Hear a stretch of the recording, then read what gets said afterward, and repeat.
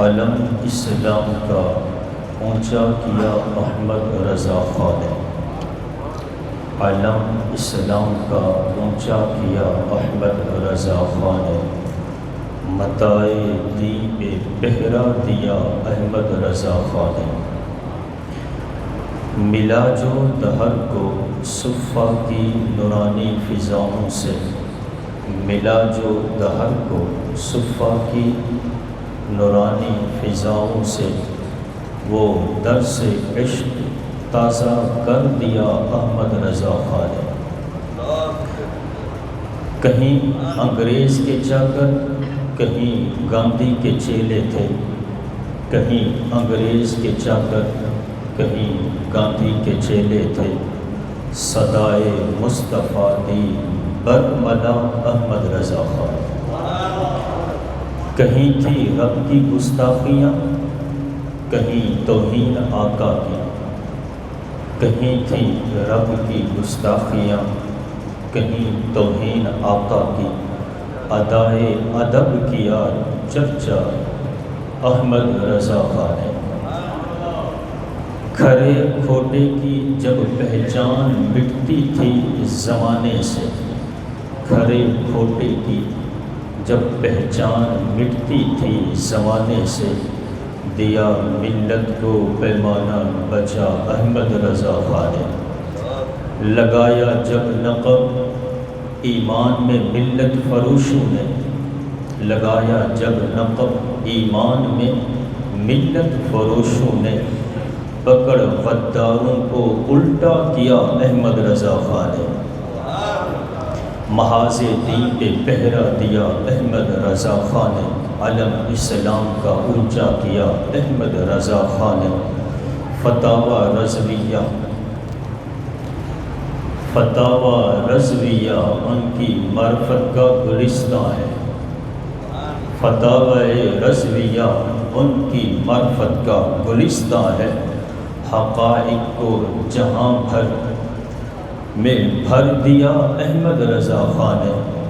بتائے کھول کے جس نے مقالات خدا بندی، بتائے کھول کے جس نے مقالات خدا بندی، کیا قرآن کا وہ ترجمہ احمد رضا خان نے۔ نہایت ہی واجب الاحترام ذی وقار ذی عزت حاضرین جمعہ، اللہ رب العزت کی حمد و ثنا، تسبیح و تہلیل تقدیس اور آقا کریم علیہ الصلوۃ والسلام کی بارگاہ میں اپنی عقیدتوں اور محبتوں کا خراج پیش کرنے کے بعد عالی مرتبہ السلام علیکم ورحمۃ اللہ وبرکاتہ۔ اللہ رب العزت کے فضل اور توفیق سے جمعہ کی ادائیگی کے لیے ہم سب جمع ہیں۔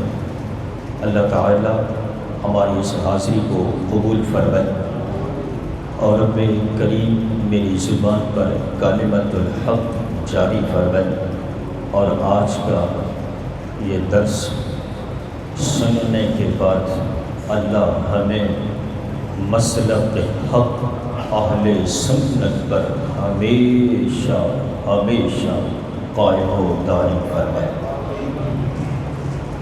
آج کا درس امام احمد رضا خان اور تحفظ عقائد اسلام کے حوالے سے بہت اہم آج کی گفتگو ہے، اور کچھ علمی بات بھی ہوگی، اور ہو سکتا ہے کہ کچھ سمجھنے میں پریشانی بھی ہو، کیونکہ احمد رضا خان علیہ رحمت الرحمن کی بارگاہ میں علم کی پیاس بجھانے کے لیے ہم چلے ہیں، تو اس لیے آج آپ کو ایک جھلک دکھانی ہے کہ اعلیٰ حضرت امام احمد رضا خان کو اللہ نے علوم کا کتنا سمندر عطا فرمایا تھا۔ میں کہتا ہوں کہ میرے امام کو آج جو باتیں کرتے ہیں فتاوی رضویہ تو بہت بڑا شاہکار ہے۔ میرے امام نے جو ہدایت بخشش کتاب لکھی ہے حضور کی شان میں نعتوں پر مشتمل یہ کتاب ہے۔ ہدایت بخشش ہی ذرا سمجھ کے دکھا دو تو تمہیں پتہ چلے کہ اعلیٰ حضرت کہتے کس ہستی کو ہے، اور جو اپنے علموں پر بڑا مان کرتے ہیں ان کے سامنے میں فتاوی رضویہ رکھ دیتا ہوں، مجھے سمجھا کے صرف بتا دیں لکھا ہوا کیا ہے۔ جو میرے امام نے لکھا ہے وہ صرف سمجھا دیں کہ امام نے کیا لکھا ہے، اس عبارت کا مقصد کیا ہے، ان الفاظ کا چناؤ کہاں سے ہوا ہے۔ تو ان کے تو وہ الفاظ ہی عقلوں سے اوپر گزر جائیں، انہیں کیا پتا کہ احمد رضا کس ہستی کا نام ہے۔ جس بھی مسئلے کی طرف آئے ہیں، جس فتنے نے بھی سر اٹھایا تھا، میرے امام نے ایسی کاری ضرب لگئی کہ قیامت تک کے لیے اس کو دفن کر دیا۔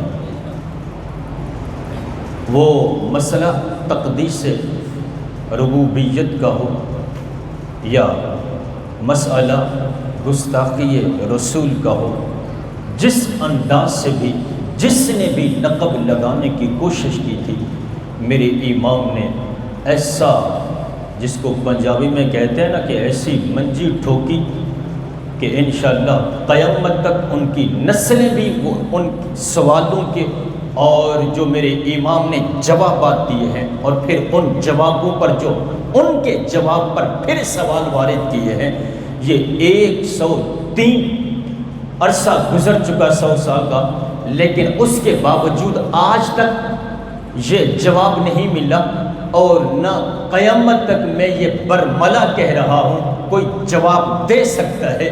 میرے امام نے جب یہ فتاوی رضویہ لکھا تو آپ کے سامنے آج ایک جھلک میں پیش کرتا ہوں۔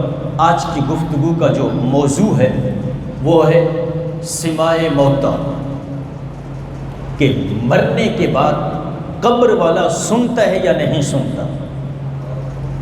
ہم اولیاء کے مزار پر جاتے ہیں، داتا حضور کی چوکھٹ پر حاضری دیتے ہیں، اور بابا فرید کی چوکھٹ پہ حاضری دیتے ہیں۔ ہم اللہ کے ہر ولی کی قبر پر جب حاضری دیتے ہیں اور وہاں پر رب کے حضور اپنی التجائیں اور دعائیں پیش کرتے ہیں، تو اس پر ایک بہت بڑا جنب و فتنہ برپا کر دیا جاتا ہے۔ اور یاد رکھیں، اس سے پہلے کہ میں حقائق کی طرف چلوں، ایک بات یاد رکھ لیں، ہمارا اہل سنت کا عقیدہ کیا ہے۔ اگر کوئی کسی بھی ولی کی چوکھٹ پر جا کے سجدے کرے، ہمارا اس سے کوئی تعلق نہیں۔ اہل سنت کا یہ عقیدہ ہی نہیں ہے، اہل سنت کا یہ مسلک ہی نہیں ہے، بلکہ میرے امام احمد رضا نے تو فرمایا کہ جب کسی بھی ولی کے دربار میں جاؤ، قرب میں جاؤ، تو 4 ہاتھ 4 گز پیچھے ہو کے کھڑے ہوں، دربار سے قبر سے پیچھے ہو کے کھڑے ہوں، وہاں کھڑے ہو کے فاتحہ پڑھیں، رب کے حضور دعا مانگیں اور واپس پلٹ آئیں۔ یہ اہل سنت کا مسلک ہے۔ اس سے ہٹ کر اگر آج کوئی بھنگی کسی عرس کے نام پر کوئی میلے سجن درباروں پر، داتا علی حجویری کا میلہ ہے، بابا فرید کا میلہ ہے، کسی کا میلہ ہے، مسلک اہل سنت کا میلوں سے کوئی تعلق نہیں ہے۔ ہم برملا اعلان کر رہے ہیں، میں اپنے پورے مسلک کی طرف سے نمائندگی کرتے ہوئے برملا اعلان کر رہا ہوں کہ میلوں ٹھیلوں سے مسلک اہل سنت کا دور دور تک کوئی تعلق نہیں ہے۔ یہ بھنگی، یہ موالی، یہ چرسی، اور جو کئی سال تک نہاتے نہیں ہیں، جن کے جسموں سے بدبو آتی ہے، وہ جو جناب درباروں پر بیٹھ جاتے ہیں، وہ اپنے آپ کو پتہ نہیں کیا سمجھ رہے ہوتے ہیں۔ مسلک اہل سنت کا ایسے 2 نمبر پیڑوں سے کسی قسم کا کوئی علاقہ تعلق نہیں ہے۔ اب جب یہ بات سمجھ آ گئی تو آئیے ذرا وقت کے دامن کی گنجائش کو دیکھتے ہوئے آگے بڑھیں۔ ایک آیت سورہ فاطر اور پارہ نمبر 22 اور آیت نمبر 22، جو آج کے زمانے میں بھی بڑے زور و شور کے ساتھ پڑھی جاتی ہے۔ توجہ سے سن لیں، پھر میں انشاءاللہ اعلیٰ حضرت کے فتاوی رضویہ سے اس بات کو جناب آپ کے سامنے رکھوں گا۔ آیت نمبر ہے 21، 22، 23، 24، 25 تک جا کر یہ اس کا مفہوم واضح ہو جاتا ہے۔ لیکن یہ لوگ آج جو سماع موتیٰ، جس کا دوسرا نام ہے، جس کا مفہوم ہے مردے سنتے ہیں، سماع موتیٰ کا معنی ہوتا ہے مردے سنتے ہیں، تو اس کے بارے میں کچھ لوگوں کو اعتراض ہے کہ نہیں، جب تم یہ تو مر گئے ہیں، اور عجیب عجیب پھر جو ہے نا وہ تشبیہات دیتے ہیں کہ وہ مورتیوں کو ہندو سامنے رکھ کے پوچھتے ہیں، وہ کھڑا کر کے پوچھتے ہیں، اور یہ لٹا کے پوچھتے ہیں، نہ جانے کیا کیا کہہ دیا جاتا ہے، اور کتنے غلط غلط الفاظ اولیاء اللہ کے بارے میں جو بولے جاتے ہیں۔ تو اس پر یہ بات جو بڑے وثوق کے ساتھ قرآن کی آیت پیش کرتے ہیں، وہ میں آپ کے سامنے پیش کرنے لگا ہوں۔ اس سے پہلے ایک آیت ہے، وَمَا يَسْتَوِي الْأَحْيَاءُ وَلَا الْأَمْوَاتُ، اللہ فرماتے ہیں زندے اور مردے برابر نہیں۔ اب یہاں زندے اور مردے کس کو کہا گیا؟ تفسیر قرطبی اٹھا کے دیکھ لیجیے، تفسیر در منصور میرے سامنے موجود ہے، اسے اٹھا کے دیکھ لیجیے اسی آیت پر، اور کوئی دوسری تفسیر عربی کی اٹھا کے آپ دیکھ لیں۔ اس سے مراد زندہ اور موت، کہ زندہ اور مردے جو ہیں وہ برابر نہیں ہیں، زندہ سے مراد مومنین ہیں اور مردے سے مراد کفار ہے، کہ کفار اور مومن برابر نہیں ہیں۔ اور فرمایا ان اللہ یسمع من یشاء، بے شک اللہ سناتا ہے جس کو چاہتا ہے۔ یہ مومن اور کافر برابر نہیں ہیں، اللہ جس کو چاہتا ہے سناتا ہے۔ اور وما انت، اسی آیت نمبر 22 کا پہلا حصہ یہ ہے کہ اللہ جسے چاہتا ہے سناتا ہے۔ وما انت بمسمع من فی القبور، اور تم نہیں سنانے والے انہیں جو قبروں میں پڑے ہیں۔ اب یہ آیت بڑے زور، آیت کا بھی یہ حصہ دوسرا، پہلا نہیں پڑھتے، دوسرا حصہ پڑھتے ہیں کہ جی دیکھو قرآن میں لکھا ہوا جو قبروں میں پڑے ہیں ان کو آپ نہیں سنا سکتے، ان کو آپ نہیں سناتے۔ اچھا، یہ سنا سکتے کی بات بھی نہیں کرتے، بڑی چلاکی کے ساتھ بات کریں گے کہ جو قبر میں ہے وہ نہیں سنتے۔ یہاں آیت کا پچھلا حصہ، پہلا حصہ یہ بتا رہا ہے کہ ان اللہ یسمع من یشاء، اللہ جس کو چاہتا ہے سناتا ہے۔ یہ سنانے کا جو ملکہ ہے یہ کس کی رضا اور منشا پر ہے؟ اللہ جس کو چاہے سناتا ہے، جس کو نہ چاہے نہیں سناتا۔ اب اگلا حصہ کیا ہے؟ قرآن یہ کہتا ہے وَمَا أَنْتَ بِمُسْمِعٍ مَّن فِي الْقُبُورِ، اور تم نہیں سناتے جو قبروں میں ہیں۔ اور ہمارا ایمان بھی یہی ہے کہ قبروں میں بھی جس کو سناتا ہے، کون سناتا ہے؟ اللہ سناتا ہے۔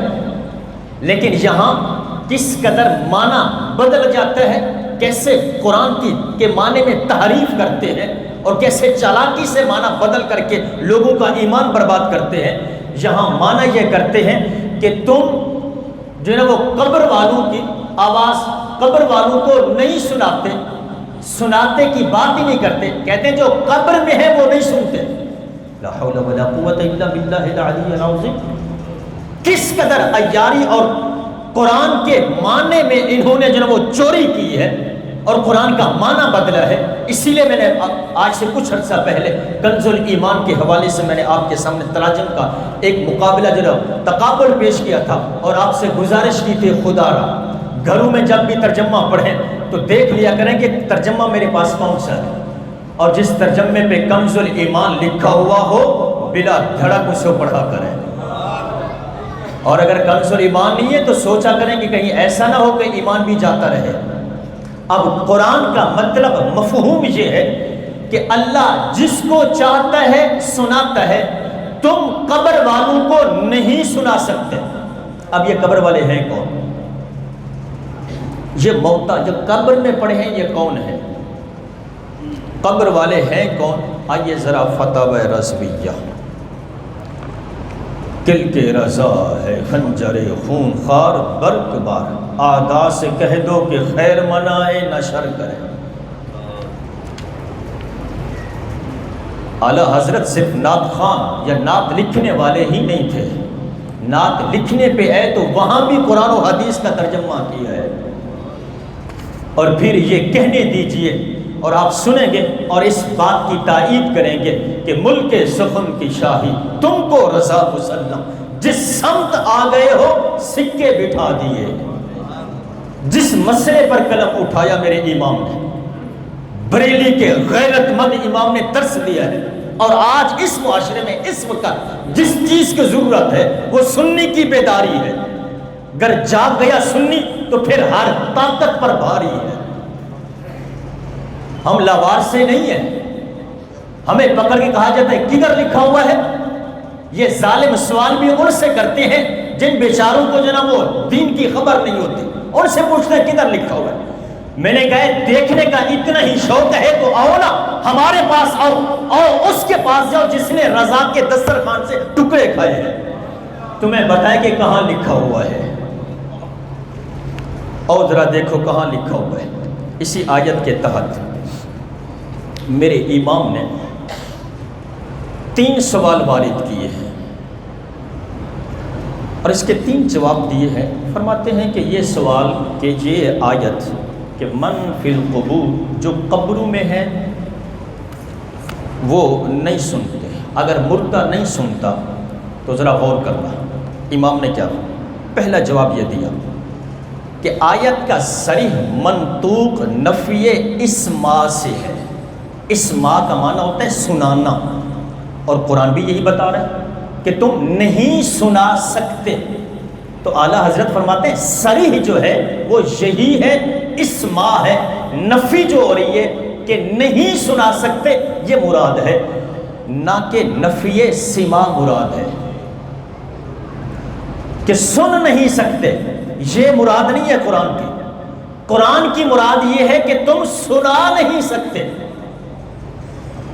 اب یہاں سے بات ہی واضح ہو گئی، اہل سنت کا مسلک بھی یہی ہے کہ اللہ ہی ان کو سناتا ہے، وہ اللہ کی دی ہوئی طاقت سے ہی سنتے ہیں، اور ہم بھی یہی کہتے ہیں۔ لیکن اگر کوئی یہ کہے کہ نہیں وہ سن ہی نہیں سکتے، سرے سے وہ سن ہی نہیں سکتے، تو اعلیٰ حضرت فرماتے ہیں پھر محل نزاع سے کیا علاقہ۔ اس کی مثال دیکھیں، یعنی اگر یہ ہے، کیونکہ قرآن کی واضح آیت بھی یہی بتا رہی ہے کہ اسماع کی نفی ہو رہی ہے، سماع کی نفی نہیں ہو رہی، سنانے کی نفی ہو رہی ہے، سننے کی نفی نہیں ہو رہی۔ اور جب یہ سننے کی نفی ہی نہیں ہے، اسماع کی نفی ہے، تو پھر تو کسی کو کوئی مسئلہ ہی نہیں ہے، یہاں تو کوئی اعتراض بنتا ہی نہیں ہے۔ جس طرح قرآن پاک میں ہے اِنَّكَ لَتَهْدِي مَنْ أَحْبَبْتَ، محبوب آپ ان کو ہدایت نہیں دے سکتے جن کو آپ پسند کرتے ہیں، کیونکہ ہدایت دینا اللہ کی مرضی اور منشا پر، اور اللہ کا کام ہے ہدایت دینا۔ تو یہاں ذکر جو ہوا میرے آقا کریم علیہ الصلوۃ والسلام، یہاں پر یہ آیت کا آگے پیچھے جب ہم مصداق دیکھتے ہیں اور آگے پیچھے ہم اس کو پڑھیں تو اس میں ایک ذکر ہے، یہاں ہے نہیں سنا سکتے، اگلی آیت 23 میں ہے ان انت الا نذیر، تم تو یہی ڈر سنانے والے ہو۔ اچھا اب یہاں رک کر کے میں ایک بات کرنا چاہتا ہوں، جب قرآن نازل ہوا تھا نزول کا ایک شان نزول ہوتا ہے کہ یہ آیت کیوں نازل ہوئی، کیا ایسا واقعہ پیش آیا تھا کہ یہ قرآن کی آیت آئی، یہ حکم آیا، شان نزول ہوتا ہے۔ تو میں پوچھنا چاہتا ہوں پوری ان کی ذریت سے، سب سے یہ سوال ہے اور میں منتظر رہوں گا کیا آقا کریم علیہ الصلوۃ والسلام اس وقت کسی ولی کی قبر پر جا کر پکار رہے تھے؟ سوال ذہن میں رہے، کیا حضور علیہ الصلوۃ والسلام اس وقت کسی قبر پر کھڑے ہوئے تھے کہ جب حضور نے ان کو پکارا کسی ولی کی قبر پر حضور گئے ہوئے تھے اور حضور نے ان کو پکارا تو قرآن آ گیا وما انت بمسمع من فی القبور، کہ جن کو تم سنانا چاہتے جو قبروں میں پڑے ہیں ان کو اپنی سنا سکتے؟ کیا حضور کسی قبر پر گئے تھے؟ میں کہتا ہوں پوری ذریت کو چیلنج ہے کہ کسی ایک حدیث روایت میں دکھا دیں حضور قبر پر گئے تھے اور یہ آیت نازل ہوئی تھی جس میں ذکر یہ ہوا کہ حضور کہ تم قبر والوں کو نہیں سنا سکتے، کہ حضور اس وقت قبر والوں سے مخاطب تھے، حضور خطاب کر رہے تھے قبر والوں سے، اور قرآن آ گیا کہ تم قبر والوں کو نہیں سنا سکتے۔ جب یہ نہیں، لیکن اگلی آیت کیا کہتی ہے؟ الا انت الا نذیر، ان انت الا نذیر، مگر آپ نذیر ہیں، ڈر سنانے والے ہیں۔ کن کو ڈر سنانے والے ہیں؟ من فی القبور، جو قبروں میں ہے۔ تو جو قبر میں چلا گیا اس کے لیے حضور کیسے نذیر، کیسے ڈر سنانے والے؟ معلوم ہوا کہ من فی القبور کا معنی کچھ اور ہے۔ جو قبر میں چلا گیا اس کے لیے کس چیز کی، اب اس کو ڈرانا یا نہ ڈرانا اس کی وقت تو کسی کام کا نہیں ہے نا۔ ڈرانا نہ ڈرانا اس کا تعلق تو زندگی کے ساتھ ہے۔ موت کے بعد تو کسی قسم کا کوئی نذیر ہونا یا بشیر ہونا اس کے لیے کوئی کافی نہیں ہے، اس کے لیے کوئی نافی نہیں ہے، اس کے لیے کوئی نفع نہیں ہے۔ تو اب یہاں پر جو ذکر آیا کہ ان انت الا نذیر، یہ پچھلے معنی کی تصدیق کر رہا ہے کہ من فی القبور کا مطلب کیا ہے۔ اس سے مطلب کیا ہے؟ ابو جہل، ابو لہب۔ آئیے ذرا قرآن کا ایک حصہ اور دیکھیں۔ قرآن کہتا ہے صم بکم عمی فہم لا یرجعون، یہ ابو جہل اینڈ کمپنی کے بارے میں ہے۔ حالانکہ ابو جہل کے کان سموسے جتنے تھے، بڑے بڑے بڑے کان، لیکن قرآن کیا کہتا ہے؟ بہرے ہیں، ایڈی لمبی زبان، گونگے ہیں، آنکھیں تھیں، لیکن قرآن کہتے ہیں عمی، اندھے ہیں۔ یہ گونگے ہیں، بہرے ہیں، اندھے ہیں، حالانکہ وہ بولتے بھی تھے، سنتے بھی تھے، دیکھتے بھی تھے، اس کے باوجود قرآن کہہ رہا ہے کہ یہ اندھے ہیں، بہرے ہیں، گونگے ہیں۔ کیوں؟ اس لیے کہ جو حق تھا وہ تو نظر ہی نہیں آیا، جو حق تھا وہ ان کو سمجھ ہی نہیں آیا، تو لہٰذا یہ اندھے ہیں، گونگے ہیں، بہرے ہیں۔ اب ابو جہل اینڈ کمپنی یہاں بھی وہی مراد ہے۔ میں بڑے وثوق کے ساتھ تفسیر قرطبی اٹھا کے دیکھ لیجیے اسی میں، اور تفسیر در منصور بھی میرے سامنے ہے، میں آپ کے سامنے اس کو پیش کر دیتا ہوں۔ صفحہ نمبر 17 ہے اس کا، میں لے کے آیا ہوں صفحہ نمبر 17 پر یہی آیت۔ فرمایا کہ یہاں مراد جو ہے یہ کفار ہیں کہ وما انت بمسمع من فی القبور فکذالک الکافر لا یسمع ولا ینتفع۔ اور اس کے آگے فرمایا کہ بات جب آگے چلی تو یہاں پر ذکر ہوا وَإِن يُكَذِّبُوكَ، آیت نمبر 25 کے اندر، یہاں عربی گرامر میں کہ اور اگر یہ تمہیں جھٹلائیں، کون جھٹلائیں؟ من فی القبور، جو قبروں میں ہیں۔ اب قبروں سے مراد کیا ہے؟ جو نیچے لیٹے پڑے ہیں وہ، انہوں نے کیا جھٹلانا ہے؟ یہ جھٹلانا تو زندگی میں ہوگا۔ تو اس من فی القبور سے مراد کون ہے؟ ابو جہل اینڈ کمپنی۔ جس طرح قرآن نے کہا کہ یہ اندھے ہیں، بہرے ہیں، گونگے ہیں، جبکہ وہ بولتے بھی تھے، سنتے بھی تھے اور دیکھتے بھی تھے، اس کے باوجود کہا کہ یہ ہے۔ تو یہاں من فی القبور سے مراد تفسیر در منصور، تفسیر قرطبی کے اندر یہ بھی ذکر ہے کہ جناب اس سے مراد کفار مراد ہیں، من فی القبور سے کفار مراد ہیں۔ تو انہوں نے کیسی چلاکی کی کہ جو آیات اللہ نے قرآن کے اندر کافروں کے بارے میں نازل کی تھی، انہوں نے اٹھا کر کے اولیاء پر چسپاں کر دیا۔ کتنی بڑی جسارت ہے ان کی، کتنا بڑا قرآن کے ساتھ دھوکہ ہے یہ۔ یہ قرآن کے الفاظ تو نہ بدل سکے لیکن قرآن کے تراجم کو بدل کر کے بخاری شریف کے اندر جلد نمبر 2 کے اندر صفحہ نمبر 1024 پر حضرت عبداللہ ابن عمر کا یہ فرمان موجود ہے. فرمایا کہ قرب قیامت ایسے لوگ آئیں گے کہ اللہ نے جن آیات کو بتوں کے بارے میں، کافروں کے بارے میں نازل کیا تھا، ان آیات کو اولیاء اور انبیاء پر چسپاں کریں گے. فرمایا یہ لوگ رب کی بدترین مخلوق ہے. بدترین مخلوق، مخلوق میں کون سے آتے ہیں؟ جانوروں کے نام لو، بڑے بڑے جانور آتے ہیں. تو فرمایا مخلوق میں بدترین، کہ جو قرآن تو نہ بدلے لیکن قرآن کے وہ آیات جو اللہ نے بتوں کے بارے میں اور جناب اللہ نے جناب وہ کافروں کے بارے میں نازل کی، ان کو اولیاء اور انبیاء پر چسپا کرتے ہیں. یہ آیت اللہ نے کافروں کے بارے میں نازل کی کہ آقا کریم علیہ السلام کو یہ جھٹلاتے تھے. تو آقا کریم علیہ السلام کو اس چیز کا دکھ ہوا. کس چیز کا؟ کہ میں ان کو جنت میں بھیجنا چاہتا ہوں، میں چاہتا ہوں کہ یہ جنت میں چلے جائیں اور یہ پھر بھاگتے ہیں جہنم کی طرف. میں ان کو نکال کر کے میں ان کے لیے جناب وہ ہدایت چاہتا ہوں کہ یہ بچ جائے جہنم سے. رات دن آقا کریم علیہ السلام ان کو تبلیغ فرماتے، لیکن جب وہ اسلام قبول نہ کیا تو آقا کریم علیہ السلام کو رنج ہوا. تو قرآن آ گیا وَإِن يُكَذِّبُوكَ فَقَدْ كَذَّبَ الَّذِينَ مِن قَبْلِهِمْ. محبوب اگر یہ تمہیں جھٹلاتے ہیں، کون؟ من فی القبور والے، تمہیں جھٹلاتے ہیں تو آپ رنجیدہ نہ ہوں. کیوں؟ اس لیے کہ یہ تم سے پہلے انبیاء کو بھی جھٹلاتے رہے ہیں. ان کا یہ وتیرہ رہا. گویا یہ آیت واضح قرآن کی نص سے یہ بات ثابت ہو رہی ہے کہ اس سے مراد ابو جہل اینڈ کمپنی مراد ہے، کفار مراد ہے. کہ محبوب آپ رنجیدہ نہ ہوں، آپ کا دل جو ہے نا وہ نہ دکھے. یہ تو پہلے بھی اس طرح کرتے رہے ہیں کہ انبیاء کو جھٹلاتے رہے ہیں.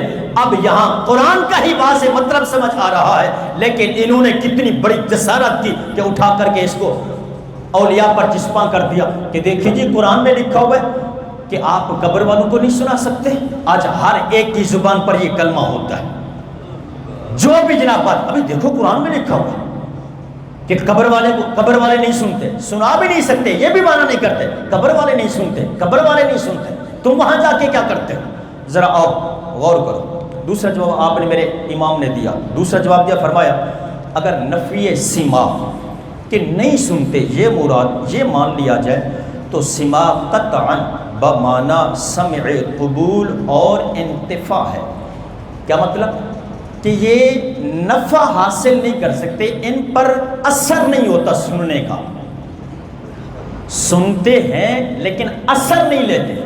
مثال دی، آپ کو سمجھ آئے گی. مثال سنتے آپ نے مثال دی، میرے اعلیٰ حضرت نے فرمایا کہ مثال کے طور پر باپ اپنے آق بیٹے کو 1000 مرتبہ کہے. باپ نے کسی بیٹے کو آق کر دیا. آپ کو پتہ ہے آق کیوں کیا جاتا ہے؟ جب اولاد نافرمان ہو جائے، بیٹا نافرمان ہو جائے. باپ نے کہا کہ شراب نہیں پینی، شراب نہیں پینی، جوا نہیں کھیلنا، لیکن یہ شراب بھی پیتا ہے، جوا بھی کھیلتا ہے. 1000 دفعہ باپ نے سمجھایا لیکن بیٹے نے نہیں مانا. اب باپ نے اسے کر دیا آق. کسی نے آپ سے پوچھا حضرت یہ کیا کیا آپ نے؟ بیٹے کو آق کر دیا. تو باپ نے کہا حضرت میں نے 1000 بار اسے سمجھایا، اسے سنایا، یہ میری نہیں سنتا. توجہ کرنا الفاظ پر، یہ میری نہیں سنتا. تو کیا خیال ہے؟ نہیں سننے سے مراد حقیقی سننا ہے کہ میری بات اس کے کانوں تک نہیں پہنچتی؟ پھر کون سا سننا ہے؟ کہ یہ مانتا نہیں ہے. میری نہیں سنتا مطلب کیا ہے؟ میری نہیں مانتا، میری باتوں کا اس کو اثر نہیں ہوا. میں نے 1000 مرتبہ اسے سنایا، میں نے اسے کہا لیکن میری نہیں سنتا. تو نہ سننے سے مراد یہ نہیں ہے کہ وہ باپ کی آواز اس کے کانوں تک نہیں پہنچی، بلکہ نہ سننے سے مراد یہ ہے کہ یہ باپ کی مانتا ہی نہیں ہے. تو یہاں جو ذکر آیا ہے کہ من فی القبور والے نہیں سنتے، فرمایا اس سے مراد یہ ہے کہ وہ نفع حاصل نہیں کرتے. فرمایا ابو جہل اینڈ کمپنی، یہ نفی سما اگر مراد ہو تو اس سے مراد کیا ہے؟ کہ نفع حاصل نہیں کرتے. تیسرا جواب میرے اعلیٰ حضرت نے دیا۔ آپ فرماتے ہیں تیسرا جواب اس کا یہ ہے، چلو مان لیا، یہی بات مان لیجیے کہ ٹھیک ہے جی وہ سرے سے سنتے ہی نہیں ہے، چلو یہ بات مان لیتے ہیں۔ تو فرمایا کہ پھر موتا سے کون مراد ہے؟ جاؤ کدھر؟ موتا سے مراد کیا ہے؟ موتا سے مراد ابدان، جسم، بدن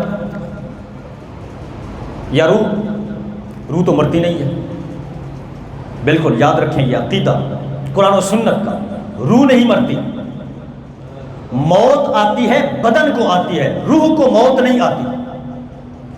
تو یہاں ذکر ہوا کہ موتا بھی نہیں سنتے، مردے نہیں سنتے، موتا نہیں سنتے۔ آپ نے فرمایا موتا سے مراد کیا ہے؟ موتا سے کون مراد ہے؟ آیا موتا سے مراد بدن ہے یا روح؟ روح تو ہو ہی نہیں سکتی، وہ تو موتا ہے ہی نہیں، وہ تو زندہ ہے۔ اگر اس سے مراد بدن ہے تو ہم بھی اس چیز کے قائل ہیں، ہم تو اس بات کے قائل ہیں۔ اللہ اکبر۔ سنیں، امام اہل سنت نے فرمایا کہ بدن موتا ہے، مردے ہیں، یہ نہیں سنتے۔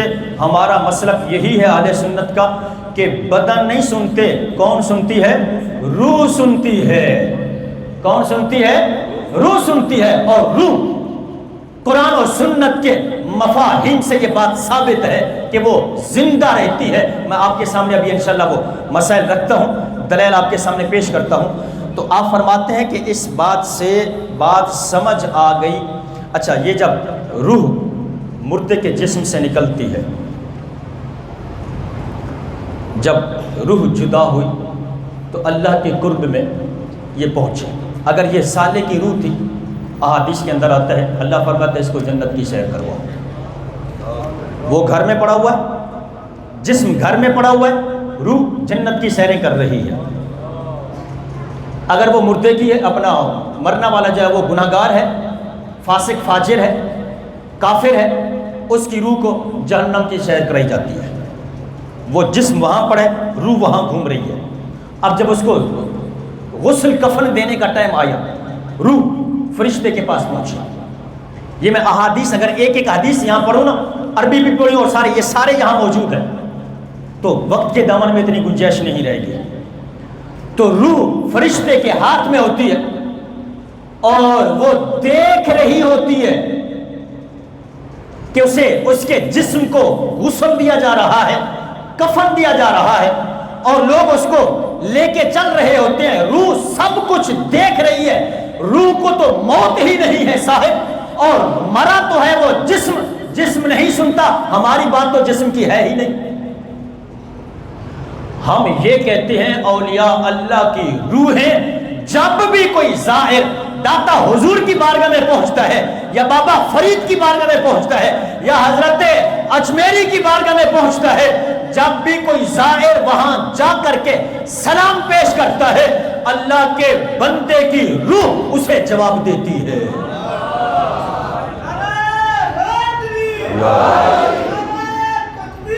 اللہ اکبر۔ اب غور کریں، میرے اعلیٰ حضرت نے یہاں پر ایک سوال کو ذکر کیا۔ سوال یہ ہوا تھا، اچھا ذرا میرے امام کا علم دیکھیں، چند سطروں کا سوال ہے، وہ سوال سن لیں۔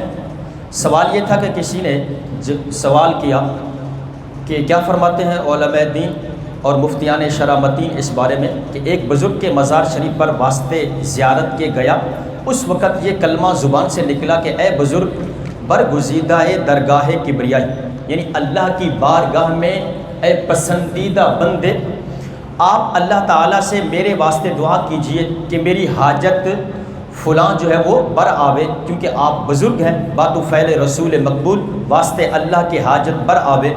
بعد کو کچھ فاتحہ اور درود شریف پڑھا اور پیشتر میں پڑھا، یوں مزار گاہ میں جانا اور دعا مانگنا اور زیارت کرنا جائز ہے یا نہیں؟ یہ سوال ہوا اعلیٰ حضرت سے۔ اس سوال کرنے والے بندے نے کسی اور سے بھی فتویٰ پوچھا تھا۔ اب وہ فتویٰ جس سے پوچھا وہ تھا 2 نمبر۔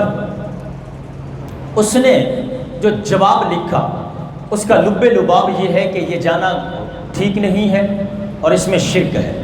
اگر شرک نہیں ہے تو شبہ شرک ضرور ہے. یہ جو کچھ تو نے کہا ہے ان الفاظ میں شرک واقع ہو رہا ہے، اور شرک نہیں تو کم از کم شبہ شرک جو ہے وہ لازمی ہے. لہٰذا جانا بالکل ٹھیک نہیں ہے، غلط ہے.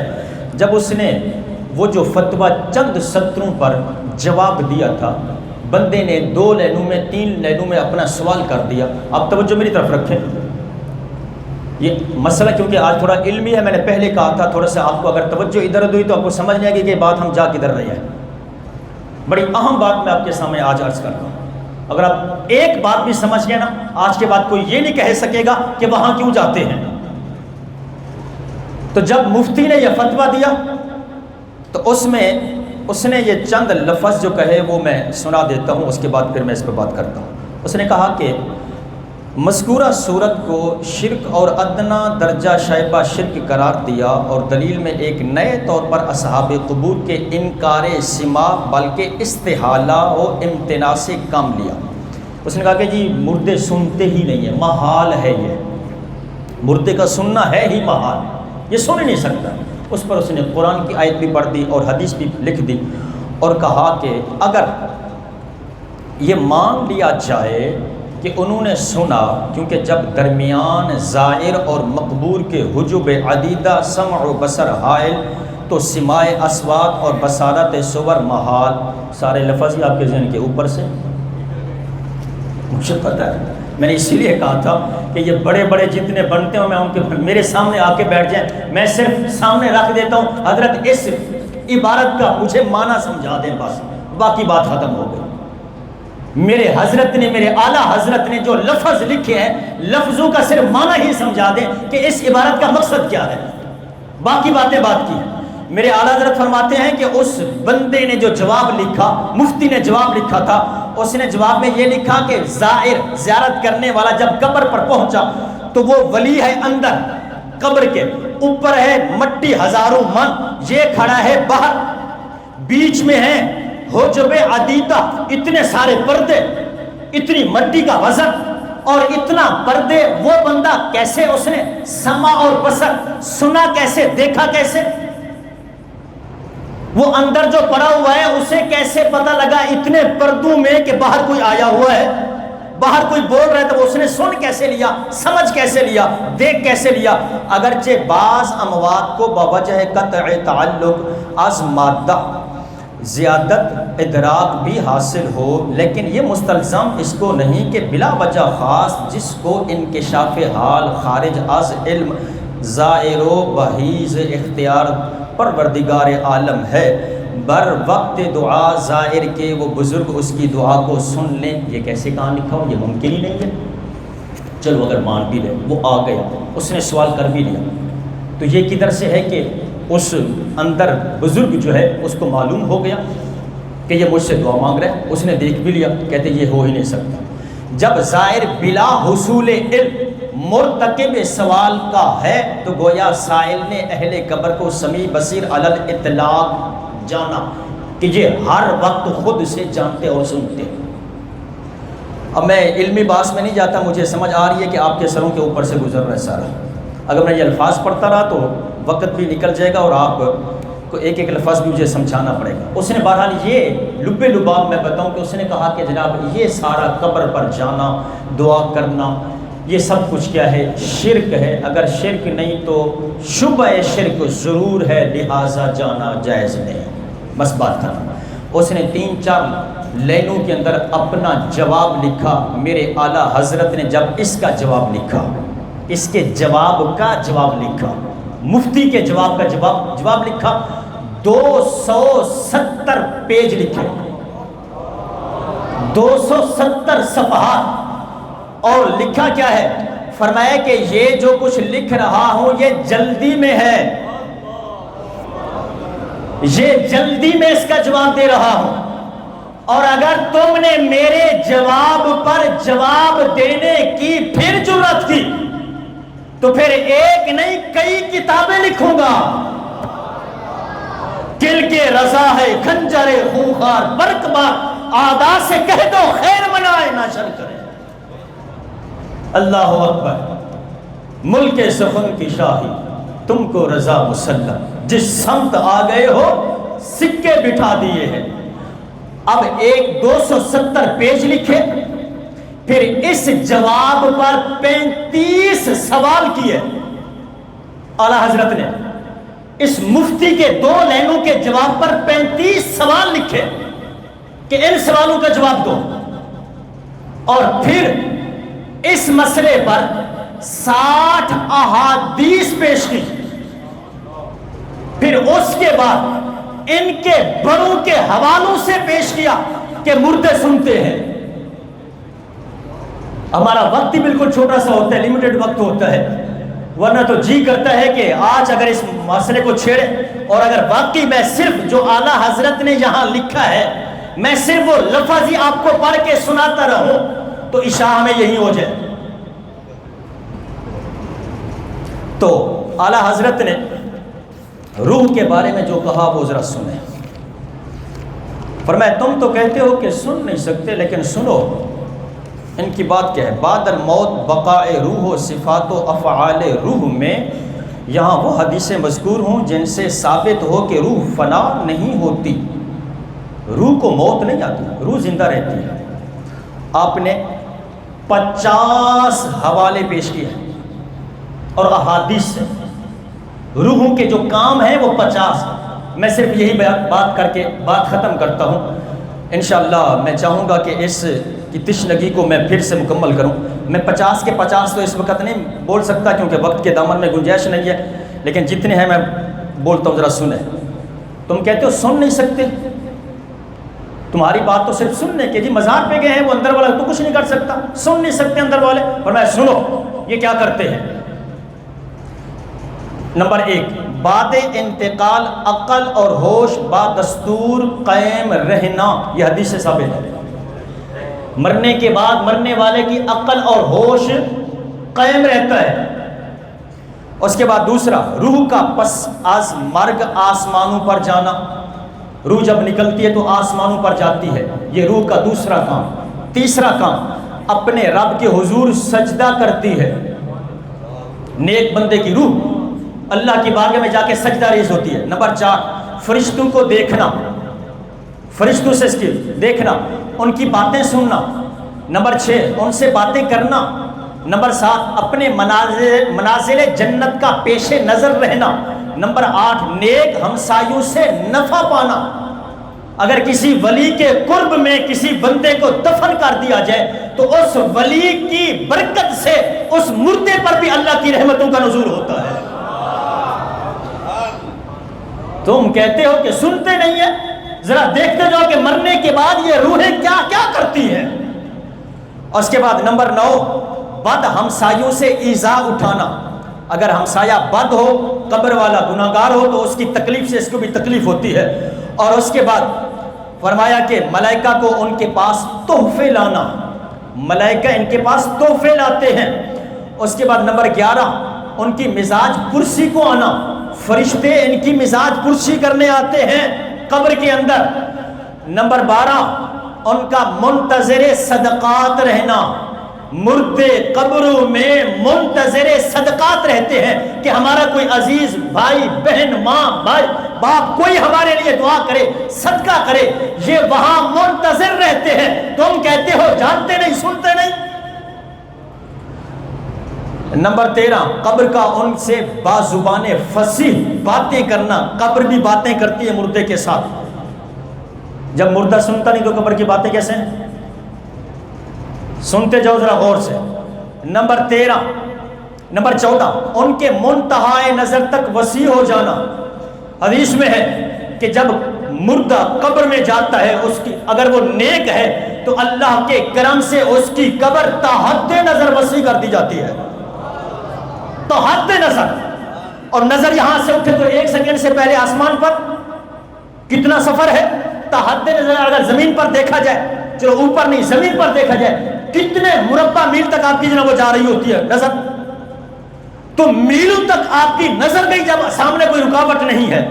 تو حد نظر تک قبر ایک وسیع، اور ایک مرلے میں 4 قبریں اگر بنا دی جائے تو ہر قبر حد نظر تک وسیع۔ تو ذرا بتاؤ کہاں تک وسیعت پہنچی ان کی، وسیع پر کہاں تک پہنچا؟ اللہ اکبر، ایک قبر تحت نظر وسیع۔ نمبر 15، زندوں کے اعمال انہیں سنائے جانا، زندوں کے اعمال ان کو سنائے جاتے ہیں۔ جب سنتے نہیں ہے تو کہاں سے؟ جب قبر والا سنتے نہیں ہے تو عام کی بات ہو رہی ہے نا، اولیاء کی بات نہیں ہو رہی، یہ تو عام کی بات ہو رہی ہے۔ آپ کے ذہن میں کہ یہ داتا حضور کی بات ہو رہی تھی کہ آپ کی روح کے بارے میں، یہ ہر مومن کی روح کے یہ کام، قبر میں جو گیا اس کے کام یہ ہے، ہر روح کے یہ کام ہے کہ وہ سنتی ہے۔ اگر بد کی بھی روح ہے تو اس کو بھی ایذائیں جو پہنچتی ہیں، جو فرشتے اس کے ساتھ کرتے ہیں، قبر جو کچھ کرتی ہے اسے سب کچھ پتا ہوتا ہے، وہ سنتا ہے، جانتا ہے۔ تو جب قبر کے سارے معاملات وہ جان رہا ہے تو باہر کیا ہو رہا ہے اس کو بھی جانتے ہیں۔ آئیے ذرا ایک بات،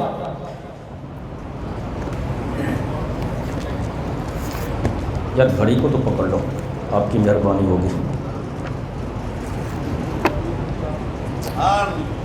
مشکات شریف ہے میرے سامنے، صفحہ نمبر 156، یہ عربی کی ہے، اگر کسی کے پاس ترجمے والی ہو تو پھر صفحہ کوئی اور ہوگا، اب پہلے سے بتا دوں، یہ عربی کی ہے۔ اس کا صفحہ نمبر 156 ہے اور فصل ثالث ہے، کتاب الزکوٰۃ سے اوپر والی، کتاب الزکوٰۃ جہاں سے شروع ہو رہی ہے اس سے پچھلی جو پہلی حدیث، کتاب الزکوٰۃ سے پچھلی والی پہلی حدیث جو ہے وہ یہی حدیث ہے کہ اما عائشہ صدیقہ فرماتی ہے، روح جانتی ہے یا نہیں، توجہ کرنا، انا عائشہ قالت كنت ادخل بیتی الذی فیہ رسول اللہ صلی اللہ علیہ وسلم وانی واضع ثوب، میں جب آقا کریم علیہ السلام میرے حجرے میں جہاں حضور مدفون ہے، قبر انور ہے میرے آقا کی، آپ فرماتی جب میں آقا کریم علیہ السلام کے گھر میں حضور کے پاس جاتی تو میں کوئی پردے کا اہتمام نہیں کرتی تھی، میں چلی جاتی تو میرے شوہر ہیں، حضور قبر میں ہے، میرے آقا قبر میں ہے، آپ فرماتی ہیں میں جاتی تو پردے کا کوئی اہتمام نہیں کرتی۔ اس کے بعد پھر کیا ہوا کہ اس کے بعد یہ ہو کہ وَأَقُولُ إِنَّمَا هُوَ زَوْجِي وَأَبِي، جب حضرت صدیق اکبر تشریف لے گئے، آپ کو وہاں دفن کیا گیا، فرمایا پھر بھی میں کوئی پردہ نہیں کرتی تھی، اس لیے کہ ایک میرے شوہر ہیں، دوسرے میرے والد ہیں، میں بغیر پردے کے وہاں چلی جاتی تھی۔ اب فلما دفن عمر معهم، جب حضرت عمر فاروق کو وہاں دفن کیا گیا، جب حضرت عمر فاروق وہاں دفن ہوئے تو کیا فرماتی ہیں؟ سنو ام عائشہ صدیقہ کے بیٹوں، ہماری ماں نے ہمیں درس دیا ہے، ہماری ماں نے ہمیں عقیدہ دیا ہے، ہمارا عقیدہ کوئی جناب آج کا سنا ہوا عقیدہ نہیں ہے، ہماری ماں نے ہمیں عقیدہ پڑھایا ہے، قیامت تک کے آنے والے سنیو سنو، میرے حلالی بیٹوں تمہارا عقیدہ یہ ہے کہ میں تمہیں عقیدہ پڑھا کے جا رہی ہوں۔ میں اسی لیے کہتا ہوں اہل سنت ہمارا عقیدہ کسی سے سنا ہوا نہیں ہے بلکہ میرے حضور کا پڑھایا ہوا ہے۔ سنو ام عائشہ صدیقہ کیا فرماتی ہے؟ فرماتی ہیں فواللہ ما دخلتہ الا وانا مشدودۃ علی ثیابی حیاء من عمر، اور میں جب حضرت عمر کو وہاں دفن کیا گیا تو اب جب میں جاتی میں پردہ کر کے جاتی، میں پردہ کر کے اندر جاتی حضور کی بارگاہ، کس لیے؟ حیاء من عمر، فرمایا کہ حضرت عمر سے حیا کی وجہ سے، جب اندر والا جانتا نہیں ہے تو پردہ کس بات کا؟ جواب دو، پردہ کس بات کا؟ اور ذرا میری ماں نے ایک اور بھی عقیدہ ہمیں یہاں پڑھا دیا ہے، مومنوں کی ماں نے ہمیں یہ عقیدہ پڑھایا۔ آج کہتے ہیں اچھا تم یہ کہتے ہو کہ دیکھتے ہیں، پھر تو ہر حالت میں دیکھتے ہوں گے۔ میں نے کہا جیسی عقل سوچ بھی تو ویسی ہے گیا، گندا ذہن تو سوچ بھی گندی، نہیں پھر تو ہر حالت میں دیکھتے ہوں گے۔ میں نے کہا کہ تیری سوچ گندی، تجھے مبارک ہو، لیکن ہماری ماں نے یہ ہمیں عقیدہ بتایا ہے کہ نہیں قبر سے باہر دیکھتے ہیں لیکن پردے کے اندر نہیں دیکھتے۔ یہ ام عائشہ صدیقہ نے عقیدہ پڑھایا ہے۔ اللہ اکبر، میں اس میں بات کرتا لیکن وقت کے دامن میں گنجائش نہیں ہے۔ آئیے ذرا ایک اور بات کر کے، آخری بات کر کے میں اجازت چاہوں۔ میرے ہاتھ میں ریاض النظرہ، یہ آپ کے سامنے ہے، اس کا صفحہ نمبر ہے 297 حضرت عمر فاروق آقا کریم علیہ الصلوۃ والسلام کی بارگاہ میں میرے حضور قبر کے معاملات سنا رہے تھے، ڈسکس ہو رہی تھی قبر کے معاملات پر. تو حضرت عمر فاروق نے پوچھا حضور میری قبر میں کیا ہوگا؟ جب میں قبر میں جاؤں گا فرشتے میرے پاس آ کے سوال کریں گا تو حضور میرا کیا بنے گا؟ عمر کا عقیدہ، میں ایک ایک لفظ میں بات کروں تو کہاں تک بات جا پہنچی. عمر جانتے ہیں کہ میری قبر میں کیا ہوتا ہے، حضور پہلے سے جانتے ہیں. یہ عمر کا عقیدہ ہے. آج سنیو تمہارے پاس جو عقیدہ ہے وہ عمر والا عقیدہ ہے. اہل سنت ہم یہ کہتے ہیں کہ حضور قبر میں جانتے ہیں کہ کل کیا ہوگا، حضور یہ بھی جانتے ہیں. کیوں؟ کہ میرے رب نے اپنے محبوب کو سارے علوم عطا فرما دیے ہیں. اللہ اکبر. تو حضرت عمر فاروق کا یہ عقیدہ کہ میری قبر میں کیا ہوگا، اس وقت ابھی تو زندہ ہے، پہلے پوچھے حضور میری قبر میں کیا ہوگا. میرے آقا نے فرمایا سنو عمر، جب فرشتے آپ کی قبر میں آئیں گے تو فتقولوا انت، تم کہو گے واللہ ربی واللہ ربی فمن ربکما. فرشتے آئے ہیں، منکر نکیر آتے ہیں، جس کی قبر میں آتے ہیں وہ آ کے اس مردے کو اٹھا کر کے بٹھا کے پوچھتے ہیں من ربو کا، تیرا رب کون ہے؟ مردہ پھر اگر مسلمان ہوتا ہے، حضور کا غلام ہوتا ہے، سنی ہوتا ہے تو بات بتاتا ہے. یہ سنی کا لفظ یاد رکھنا، اس پر پھر بات کروں گا میں. سنی ہوتا ہے تو بتاتا ہے. اچھا اب اگلی بات سنو. خیر میرے آقا فرماتے ہیں کہ عمر جب آپ کی قبر میں نکیرین آئیں گے نا، وہ ابھی قبر میں آتے ہی ہوں گے، پہنچے ہی ہوں گے، اور آپ ان سے کہو گے اللہ میرا رب ہے، فمن ربکما. اور آنے والے کسی تو سے پڑھا رب کون ہے؟ میرا رب تو اللہ ہے، تمہارا رب کون ہے؟ وَمُحَمَّدٌ النَّبِيِّ، محمد صلی اللہ علیہ وسلم میرے نبی ہے. فمن نبیکما، تم بتاؤ تمہارے نبی کون ہے؟ جو فرشتے آج تک یہ سوال ہر قبر والے سے کرتے تھے کہ من ربو کا، ما دینوں کا، ما کنت تقول فی حق ھذا الرجل، وہ ہر ایک سے یہ سوال کرتے تھے. لیکن آج جب عمر کی قبر میں آئے ہیں تو معاملہ ہی بالکل الٹ ہو گیا. وہ جو امتحان لینے آتے تھے آج تو معاملہ ہی یہاں بدلا ہوا ہے. کہا عمر جب آپ کی قبر میں یہ فرشتے آئیں گے تو آپ ان سے پوچھو گے اللہ میرا رب ہے، تمہارا رب کون ہے بتاؤ. محمد صلی اللہ علیہ وسلم میرے نبی ہیں، تمہارے نبی کون ہے بتاؤ. اور اس کے بعد میرے آقا نے فرمایا کہ آپ کہو گے وعلیہ السلام و دینی فما دینکما، اسلام میرا دین ہے، تم اپنا دین بتاؤ،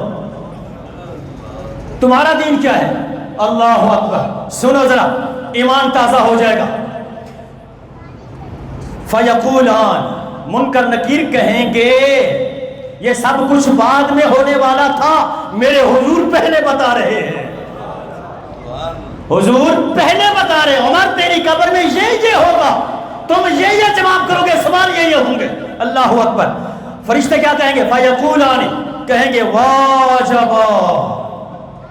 پنجابی میں کہوں او بلے اوے بلے، شاوا شاوا، واجی واہ، واجبا. کیسی عجیب بات ہے. کیا ما ندری نحنو ارسلنا الیکا ام انت ارسلتا الینا. سانو سمجھ نہیں آتی بھئی اسی تیرے والا ہیں کہ تو ساڑے والا ہے.